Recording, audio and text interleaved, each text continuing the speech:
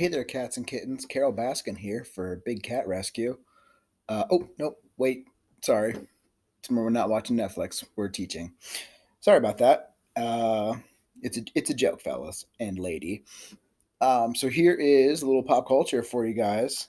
This is our first run here at trying to use the Screencastify and me sharing my screen for you guys.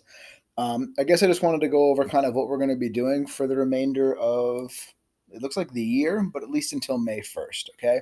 So I have your guys' classroom pulled up here.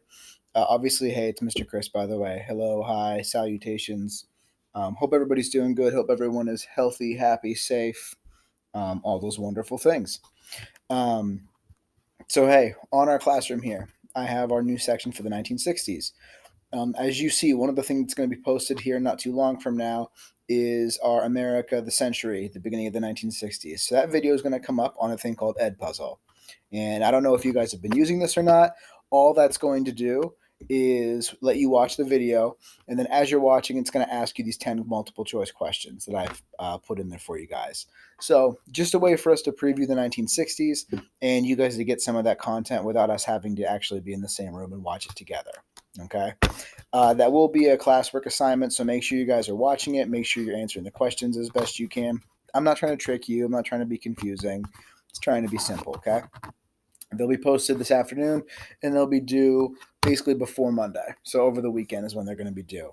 Your second half is going to come at you next Friday, and then also be due over the weekend. It will not take you that long, okay? What I'm going to try to do today is we're going to do our slides on kind of one of the many sections of the 1960s. I'm really excited to do this. Unfortunately, not with you guys in the room and with me. But one of the things we're going to be talking about is the civil rights movement. So a lot of things from the 1960s we're going to cover. We're going to spend time talking about the civil rights movement. We're going to spend time talking about the assassination of John F. Kennedy.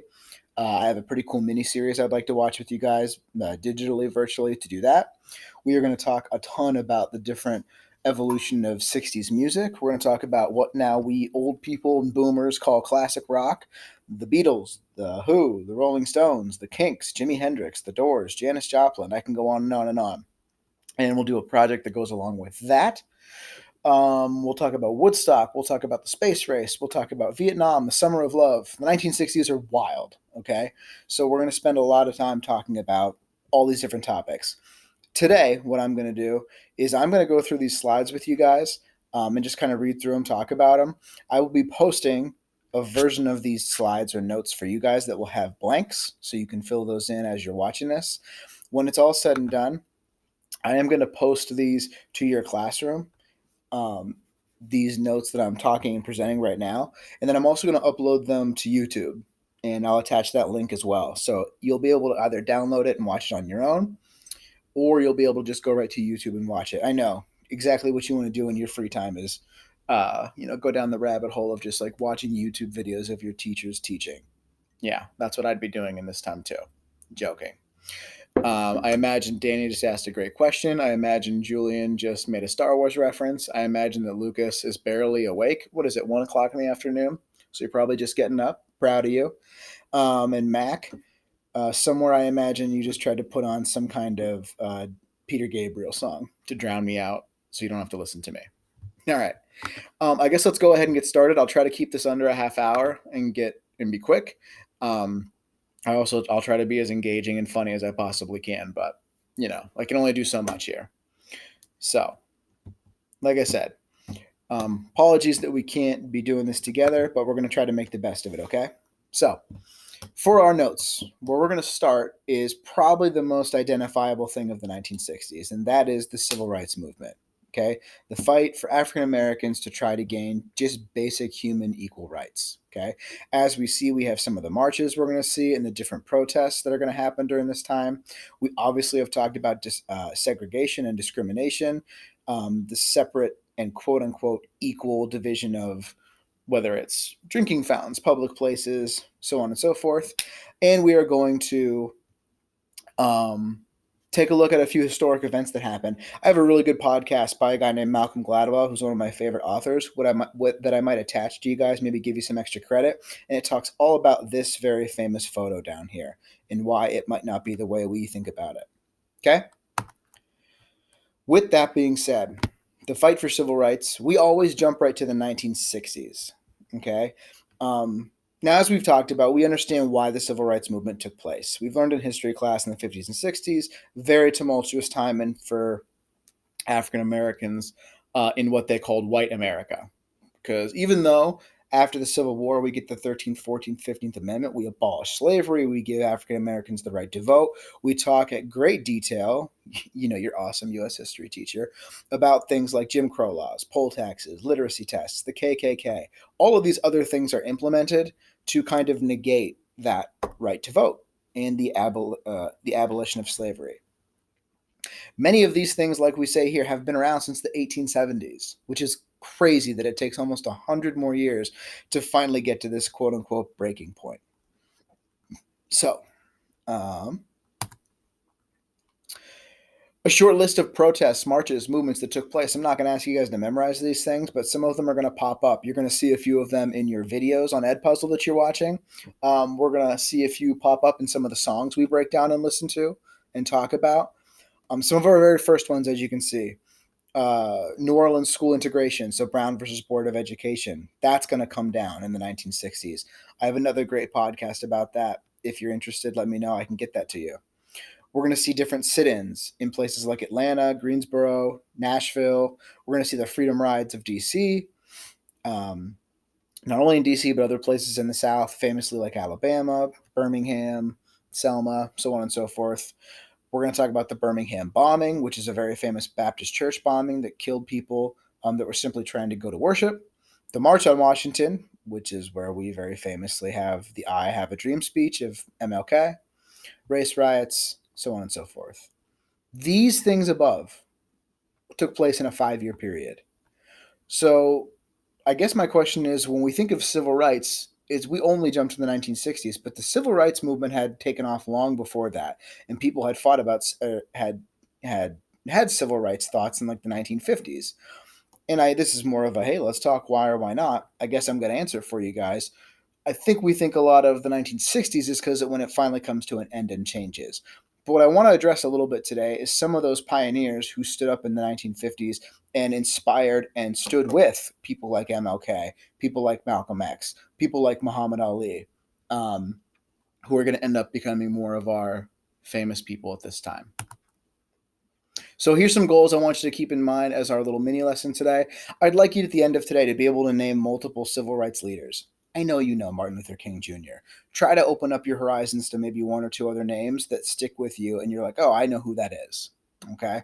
I'd like you to try to understand the impacts of these leaders long after their deaths. Why are we sitting here talking about these people 70 years later? Because it matters. It's a big deal. Their fight, their struggle, their real, willingness to put their lives on the line have made other people's, and not only hundreds or thousands, but millions of people's lives better in 2020, despite the fact that we're all stuck inside and now we're bored of Netflix. We're going to analyze a little bit of the lives of MLK Jr. and Malcolm X. At the end of this, I'm going to post a Google Doc just with a couple questions, 5-10 questions, nothing too hard, just to give us some easy credits and points for class. So be paying attention to the difference and the similarities of these two guys. And I'd like you to identify what you believe was important during the civil rights movement. We're going to see some things that stand out. Okay. So some famous names I want to start with today. So in the 1950s, and obviously when I'm saying the 1950s, most of these people are going to then live on and carry on the sentiment of civil rights into the 1960s as well. Okay. Ella Baker's our first person. She, as it says here, was largely behind the scenes and not really one of those people who got a lot of camera time or press time in the media, but she was somebody who worked alongside and with some of the most important civil rights leaders that go in our nation's history. W.E.B. Du Bois, we them boys. Now I'm singing. Okay. Thurgood Marshall, who will go on to become a Supreme Court justice. Some guy named MLK, never heard of him. She fights and helps organize and work with and put together many of these papers and many of these speeches and many of these marches um, from like the late 1930s, 40s up until the 1960s. She's touted as one of the country's most important female civil rights activists. And as you guys can see, we have our little quote down here um, from Ms. Baker. So, one of those famous names that definitely stands out just because she's not in front of the microphones here in front of NBC, which is one of the, handful of times that she is, doesn't mean that she's not, helping steer and navigate this very hard path with some of our more famous names. As we mentioned, she worked with many civil rights organizations with those leaders as well. She was part of the NAACP, the National Association for the Advancement of Colored People. Now I'm just showing off. She was part of the Southern Christian Leadership Conference, Student Nonviolent Coordinating Committee, the Southern Conference Education Fund. As you can see, she affects the lives of so many different people. Meanwhile, she's never going to go down in history as one of these most revered people.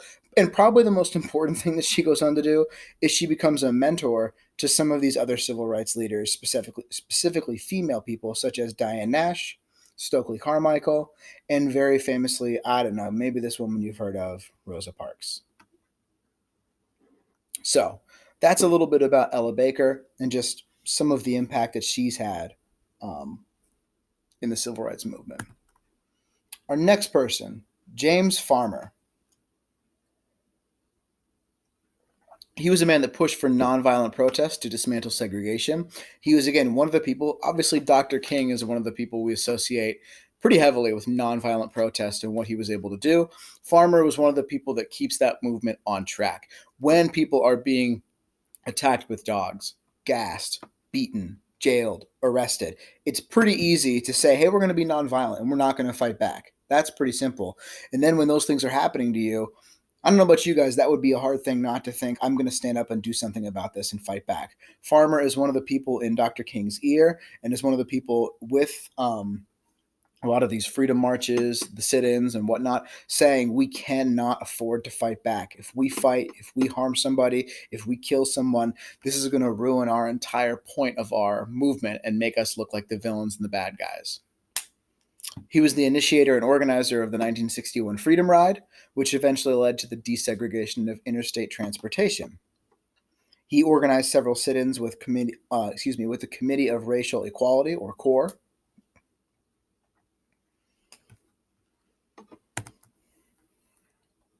Farmer, as I also mentioned, organized a lot of bus boycotts with the NAACP. And one of his big legacies is he obviously goes on to become a famous author. Somebody who's going to kind of be the historian and put the chronological events of what's going on in the civil rights movement and leave them for future generations to see what exactly occurred during this.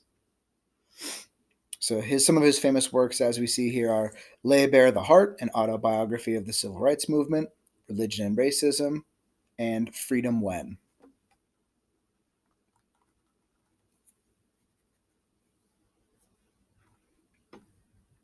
All right, let's go on to our next one then. So we go from two uncommon names to somebody I would hope that we've heard of at some point in history or just in pop culture, Rosa Parks. You must never be fearful about what you are doing when it is right. We all know the story of Rosa, right? She's the most famous, basically her fame and notoriety comes from refusing to obey a bus driver who orders her to give up her seat in a segregated bus to a white passenger. I like this little coined phrase here where they call her the first lady of civil rights. I mean, when we really think of civil rights movement, for some of you, even before you jump to Dr. King or Malcolm X or some other lesser known people, I bet Rosa Parks' name is one of the first things that comes to your head. And I'm sorry this cut off down here. She worked alongside MLK and the NAACP after her arrest in the very famous bus scandal.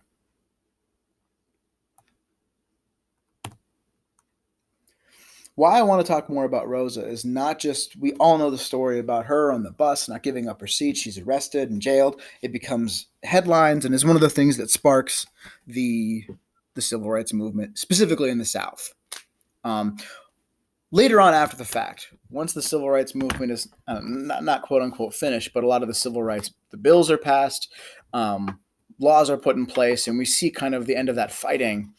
Rosa Parks, as we see up here, she's going to move to Detroit, about as far away as you possibly can from a lot of these places in the South. That comes from a couple different reasons here. As you can see, she disagreed with a lot of Southern civil rights leaders on how to proceed with the movement. A lot of them wanted to continue to push. A lot of them wanted to continue to fight and establish a lot more of these committees and organizations, while Rosa kind of looked at this as, I never really viewed myself as kind of a social justice warrior. I wasn't doing this to become famous or to do anything that I felt was going to get me notoriety. I did what I thought was right. I did what I thought was fair. I shouldn't have to give up my seat on the bus just because of the color of my skin. Essentially, she moves to Detroit to try to kind of restart her life and just move on. She obviously she knows that people know her and that she's famous, but she wants to kind of get along with the rest of her time. She obviously receives many, many death threats, especially in the South, but even as she moves further on to the North. And one of the interesting facts here is after she moves to Michigan, she has a really hard time finding work and being hired to do anything because, I know this might not make a lot of sense, but think about from an employer's point of view, she's Rosa Parks. She's one of the most famous activists in the country, if not the world at this time. A lot of employers were fearful of hiring her. What if she exposes something at our factory, at our plant, at our school, at our whatever? What if she disagrees with something and she stands up and says that she believes it's wrong? The media and the press and television are going to be all over that, and a lot of people will probably jump to the side of Rosa Parks. So her life and her struggles continue long after the civil rights movement. I think we have a misconception of that then she doesn't give up her seat and life ends up hunky-dory. Rosa Parks continues to kind of have a hard rest of her life, coming over the adversity of being Rosa Parks. She continued to work to support political candidates who support civil rights, and she remained very active in what she believed was an important step in fighting against the anti-apartheid movement in South Africa. If we haven't talked about apartheid before, that is basically what we would call like super segregation, super racism happening in South America up until the 1990s, where then Nelson Mandela helps fight against that and liberates South Africa. All right. It is a pop culture class, so we got to mix it up a little bit. This is not just a lame excuse for Mr. Chris to jam sports down your throat. If you've never heard of this person before, obviously, his name is Bill Russell. Now, I've attached a link on here, which I'll open with you guys, and we can watch a minute or two of it right now. But I'd like you to watch it on your own. I'm going to approve it so you guys can watch it. I put Bill Russell's name on here because, as I say here, where to even start? I'll start off as an athlete, just to give you some background on why you should know who Bill Russell is. Okay? Obviously, he's a very famous basketball player, if you guys can't tell from all the photos down here. In his college career, he led the University of San Francisco to back-to-back titles in 56 and 57. Okay, whoop-de-doo. After being drafted by the Boston Celtics in 1957, he helped lead the team to win 11 NBA championships in 13 seasons. So, like, we think of, like, obnoxious Mr. Will and his Patriots that win every year. We think of all these horrible Steelers fans and the Steelers with their 6 Super Bowls or whatever it may be. The Celtics won 11 titles in 13 years. Every year they won. His excellence, his supremacy. He's considered to be one of the 5 greatest basketball players to ever live. He became the first African-American coach in NBA history in 1966. But wait, Mr. Chris, you said he wasn't done playing until 1969. Yes, he was a player and a coach for 3 of those seasons. He coached the team while playing on it, and they won 3 championships. Unbelievable. Now, this guy down here, who I'm going to briefly just go on a tangent on, his name is Red Auerbach. He is of Jewish descent, is the coach of the Celtics. Very famous for lighting those very famous victory cigars before they'd win any of their games, specifically championships. Red Auerbach, as a Jewish person, again, we're talking about the 60s and 50s here, not too long after the Holocaust, was somebody who stood up and believed in what was right as far as like People are people. I'm going to play the best basketball players. I don't care if they're Jewish, if they're black, if they're pink, if they're whatever. I want the best players. This was a pretty controversial thing in the 1950s, specifically in a city like Boston that doesn't have a ton of diversity at that point.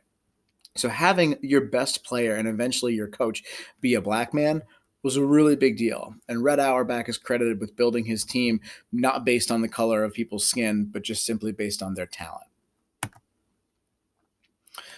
I love this photo montage. I won't spend a lot of time on it, but again, 11 NBA titles. That's more than any player in the history of basketball. I'm pretty sure in the history of professional sports. The man has more championship rings than fingers, people. He has to wear 2 rings on a finger because he has too many. First world problems. Love you, Bill. To continue, that was just his athletic career. Why we care about Bill Russell and why he's in this slideshow is because of who he was as a person. He's considered to be one of the first social activists and one of the first athletes to stand up and speak out about race and really pave the way to bring race to the forefront. He leads the first athlete, he is the first athlete to boycott a professional basketball game with his teammates in 1961. So the story goes that he and the Boston Celtics were on the road getting ready to play this Lexington team, obviously in the state of Kentucky. They go out to dinner the night before the game. They go to this restaurant, they walk in, and about half of the team is black, half of the team is white. It's very Remember the Titans-y, if you guys have seen that movie. And the restaurant owner basically says, the white people can stay and eat, you guys have to get out of here. And the Celtics go, and especially Bill Russell was very open about talking to his white teammates and his black teammates and having everyone be on the same page. He never wanted to divide the team. His white teammates looked at Bill, look back at the restaurant owner and say, nope, we're a team. We will come to eat dinner together or none of us will eat. So the restaurant owner said, fine, you all have to go. So they are kicked out of the restaurant. And the next day, when the Celtics are supposed to play against Kentucky, the Celtics agree as a team and a unit. They refuse to play the game. They boycott the game. So they're giving up ticket sales, TV rights, all of these things.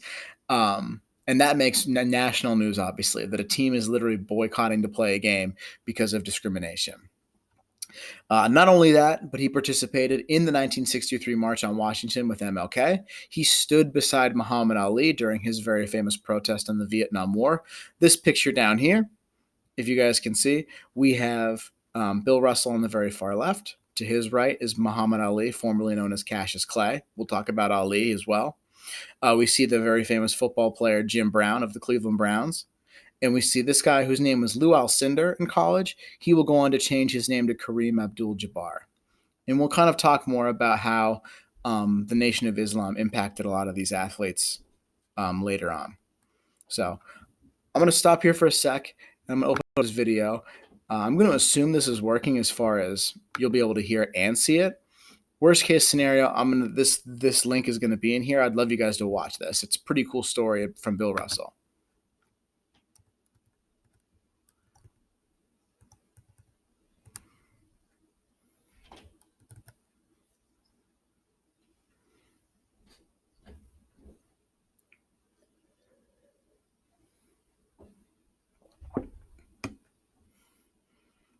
The best laugh in NBA history right there.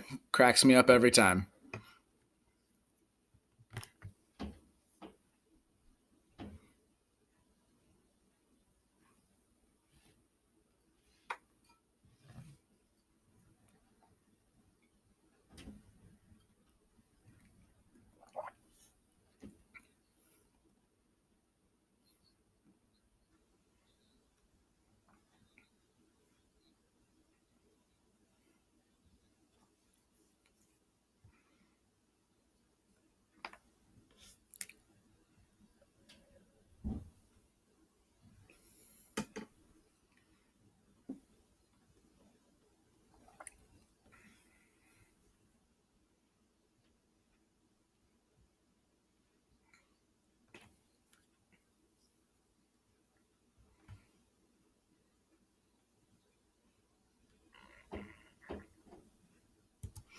All right, I'll pause it there because I think for whatever reason my internet's being kind of slow.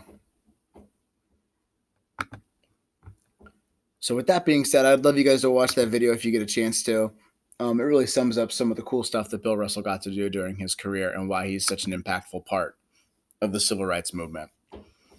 I'll finish off this slide just by saying we think about athletes today as people that are just part of that. Whether we realize it or not, I know you guys don't care as much about sports as I do.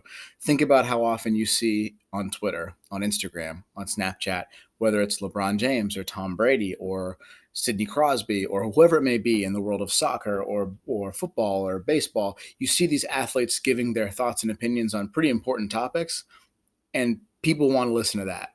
And a lot of that came from the trailblazers of people like Muhammad Ali, Bill Russell, Jim Brown, etc. All right. Let's go through this then. Let's go a little Martin Luther King and Malcolm X. Okay.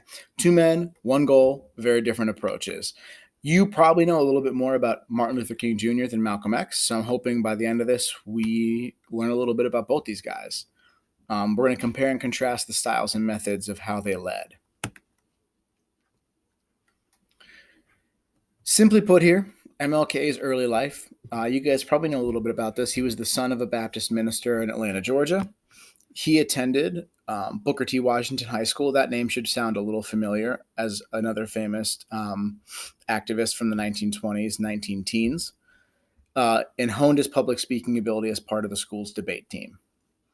As a student in high school, he and his teacher were ordered by the bus driver to stand up and give up their seats for white riders, very similar to what happened to Rosa Parks.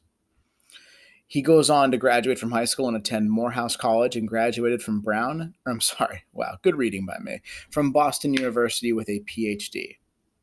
He then goes on to become a pastor in Montgomery, Alabama at the age of 24.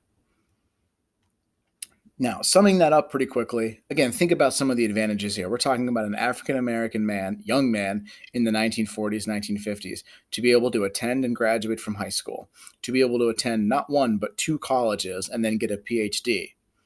Dr. King kind of starts off on the right side of things as far as his what he's able to do, what he's allowed to do, his access to things. He's a very fortunate young man, especially in the African-American community in the 40s and 50s.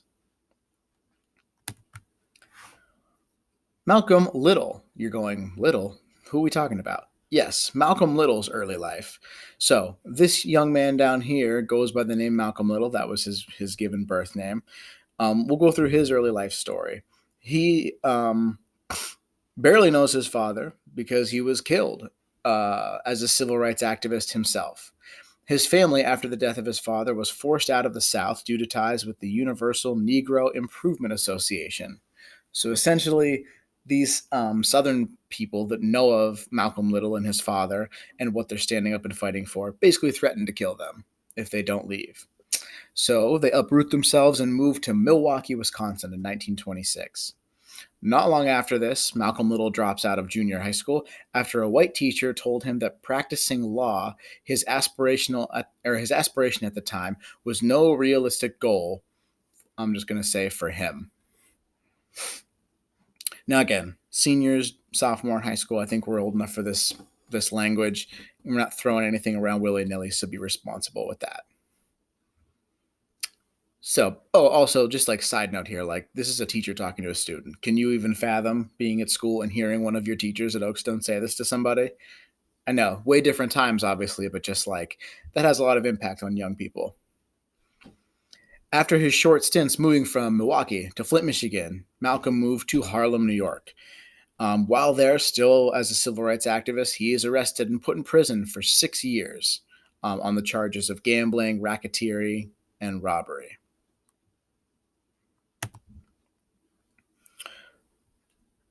I want to go back here for 1 second. So, a little bit different as far as these young men and how they grew up and what they got to see and not see. Dr. King is in a pretty affluent neighborhood. He gets to see high school graduate, go on to college, be around educated, thoughtful people, whereas Malcolm Little is kind of literally kicked out of his hometown, forced to move out under threat of death. His father is killed. He's told he has no real chance of doing what he wants to do, and then put in jail and arrested. So think about their backgrounds and how that might have impacted them.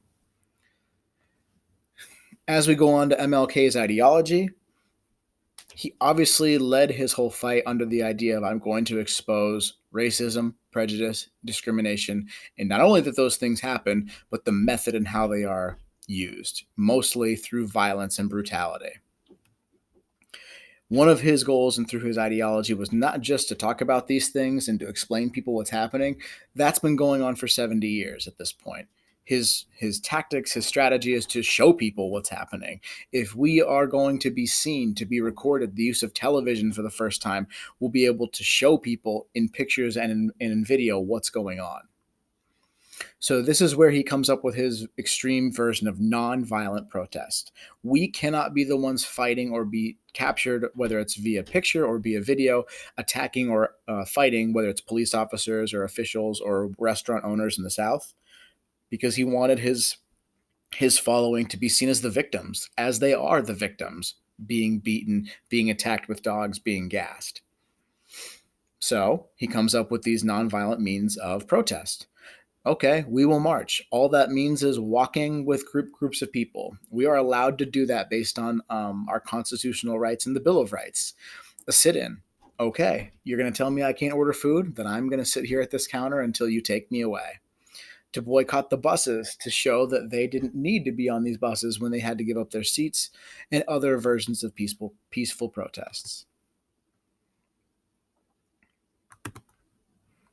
On the other side, Malcolm X's ideology, a little bit different. So a little bit of that background after Malcolm Little finally gets out of jail. While in jail, he turns to a few of his prisoners and cellmates, and people get him onto the track of this very extreme version of reading the Quran. Pardon me. Now, we need to delineate something here. I wish I was face to face with you guys to explain. He is going to convert to this thing called the Nation of Islam. Now, that is not becoming a Muslim or just in the version of like what we think of as everyday Islam. It is a very extreme, it is a very small sect of Islam. This would be the same thing as when we think of like a Christianity, we have Catholicism, we have Lutherans, we have Presbyterians, you have all these different smaller groups of Christians. The Nation of Islam is the kind of the same thing. It is its own smaller version of the practices of Islam, and he goes on to become a minister there. He changes his last name to X because he, as he very memorably goes on to say, says that Little was his slave name. That's no name that's mine. It was my father's, it was his father's, it was given to him by the people that brought us to this country. I refuse to live under this name that was never mine in the first place. Not to mention people like calling yourself Malcolm X is way cooler and way more memorable. If it was Malcolm Little, not quite the same pop. He believed African Americans should stand up and fight for their freedom, and that violence was not only something that could happen, but it should happen. It was necessary to earn freedom. He basically went under the ideology of we have been beaten and attacked and drugged through the mud for generations, our parents, our grandparents, since the days of slavery. It's our time to stand up, and now that we have the means and whatever it may be, we need to fight back. So he not only thought that violence could be used, he was encouraging violence from the people that fought along him in the Nation of Islam. Believed that the Christian religion was based on white culture. So as Martin Luther King Jr. as a pastor, as a Christian, is talking about the teachings of Christ and using nonviolence and loving thy neighbor. Malcolm X goes on to basically persecute this, saying that this is something that white people have put out there to prevent black people from standing up and gaining their rights in the 30s, 40s, 50s, 60s. Quickly on the conversion, again, we just mentioned here, while in prison, Little renounced Christianity as he claimed the religion a white man's religion, used to oppress the black community. This person right here, who will very famously go on to become basically his mentor and someone that he has his fight with, is named Elijah Muhammad. He is the leader of the NOI, otherwise known as the Nation of Islam. And Elijah Muhammad and Malcolm X have essentially a ton of influence on a lot of people that don't see Martin Luther King's way of peaceful protesting effective. They aren't seeing that change happen quickly in the late 1950s or early 1960s. So a lot of people will turn to the Nation of Islam as a more extreme, effective method. In 1950, He famously wrote a letter, I'm talking about Malcolm X, to President Harry Truman stating he opposed the Korean War, declared himself a communist, and signed the document with his new name, Malcolm X. A lot of that was to ruffle the feathers of the president, stating that the idea of we're shipping off men to fight this war against people, we're sending off black people and white people to fight in this war on behalf of America. Meanwhile, in the United States at this time, we see discrimination and segregation happening against black people.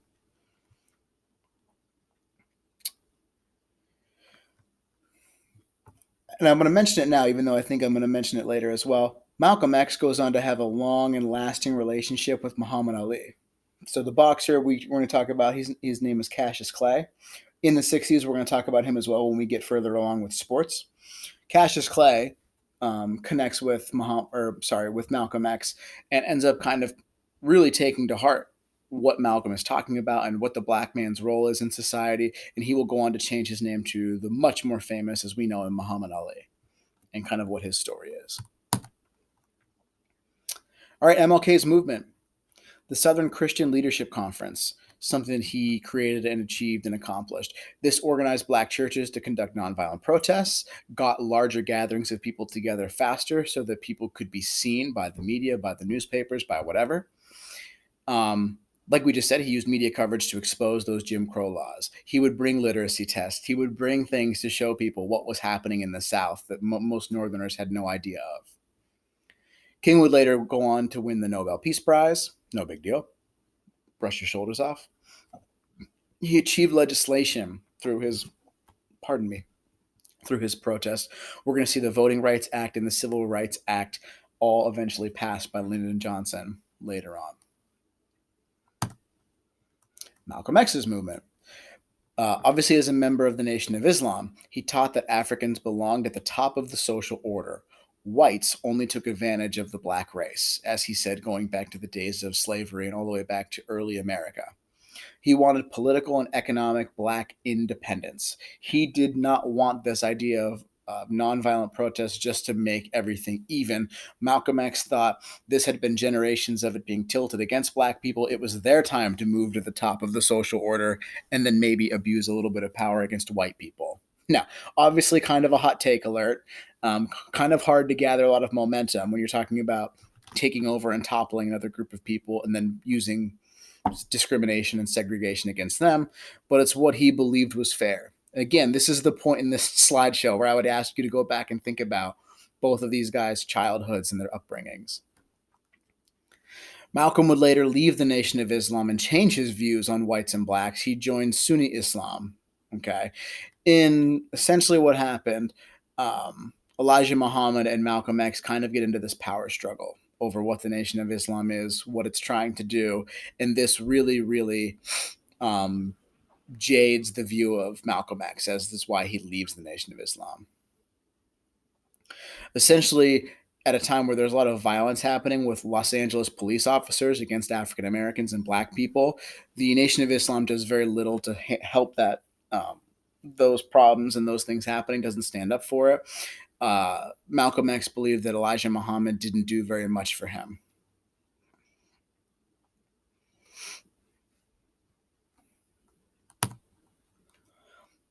Somehow, unfortunately, here, as we talk about these two pretty prominent civil rights leaders, they are both killed and they are both famously assassinated.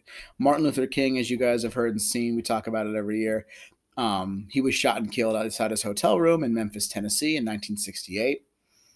Only a handful of years, sadly, after the assassination of President Kennedy, another advocate of the civil rights movement.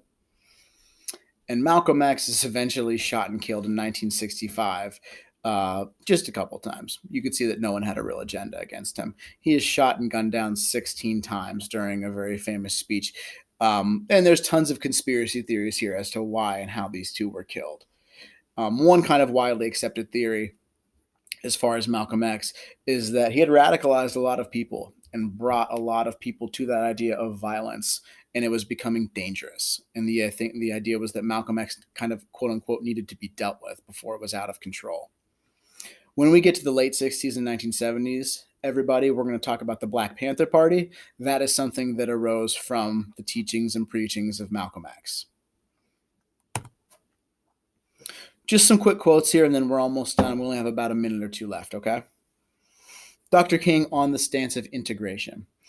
I have a dream that one day on the red hills of Georgia, the sons of former slaves and the sons of former slave owners will be able to sit down together at the table of brotherhood. A genuine leader is not a searcher for consensus, but a molder of consensus. Both these things come from my Have a Dream speech. You can see there's no animosity, no violence. It's the idea of bringing peace to both sides. Malcolm X on the idea of integration. Man, this always gets me every year. If I have a cup of coffee that is too strong, for me, because it is too black, I weaken it by pouring cream into it. I integrate it with cream. If I keep pouring enough cream in the coffee, pretty soon the entire flavor of the coffee is changed. The very nature of the coffee is changed. If enough cream is poured in, eventually you don't even know that I had a cup of coffee at all. This is what happened with the March on Washington. The whites didn't integrate it, they infiltrated it. Whites joined it, they engulfed it. They became so much a part of it, it lost its original flavor. It ceased to be a black march. It ceased to be militant. It ceased to be angry. It ceased to be impatient. In fact, it ceased to be a march. So you can tell right away the idea of what Malcolm wants in the very end. His analogy here of coffee and pouring cream and allowing cream to come into it. Eventually, you change the very contents of what the coffee is. So you can see why he wasn't so much on board with the peace and love and bringing people together. I wonder what he's about to say right here. I'm not good at reading people's lips, but I kind of have an idea. Malcolm X speaking on Dr. King. Now, one of the big misconceptions is that these two men were rivals, that they hated each other, that they wanted to kill each other, when in fact they both saw what the other person was and really kind of admired. We ultimately understand what we're both fighting for is the rights and the equality of African Americans. So Malcolm X on Dr. King, he got the peace prize. We got the problem. If I'm following a general and he's leading me into a battle and the enemy tends to give him rewards or awards, I get suspicious of him, especially if he gets a peace award before the war is over. Dr. King wants the same thing I want: freedom. So even as much as there's some paranoia there and maybe not some trustworthiness over Dr. King from Malcolm X, they both identify that they want peace. Not even peace necessarily, but equality. Dr. King on Malcolm X. You know, right before he was killed, he came down to Selma and said some pretty passionate things against me. And that surprised me because, after all, it was my territory there. But afterwards, he took my wife aside and said he thought he could help me more by attacking me than praising me. He thought it would make it easier for me in the long run.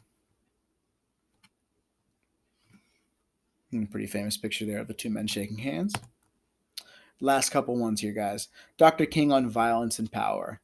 Quote, have we not come to such an impasse that in the modern world, that we must love our enemies or else?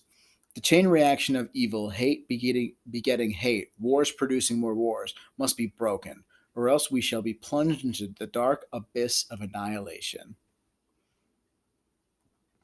And on our other side, Malcolm X.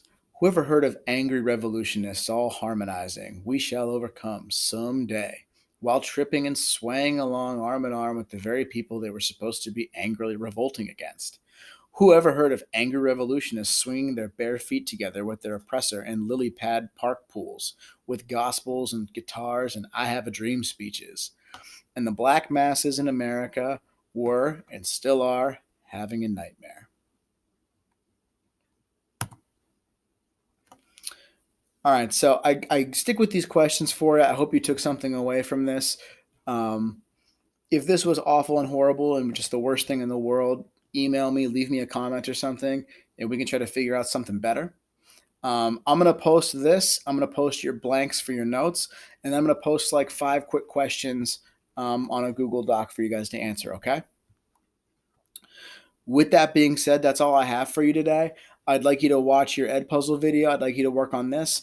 Our next thing we're going to go through is our life and death of JFK and all the conspiracy theories. It's going to take us a few days to go through. I'm going to give you that video to watch. We'll chat a little bit about it. Maybe we'll do like a Google Hangout or something and talk, and then we'll get into all the cool conspiracy theories that go along with it. So put on your tinfoil hats and start coming up with some crazy stuff, okay? All right. I will talk to you guys later. If you guys have any questions, comments, complaints, grudges, grievances, random relevant remarks, please feel free to reach out and let me know, okay? With that being said, see you.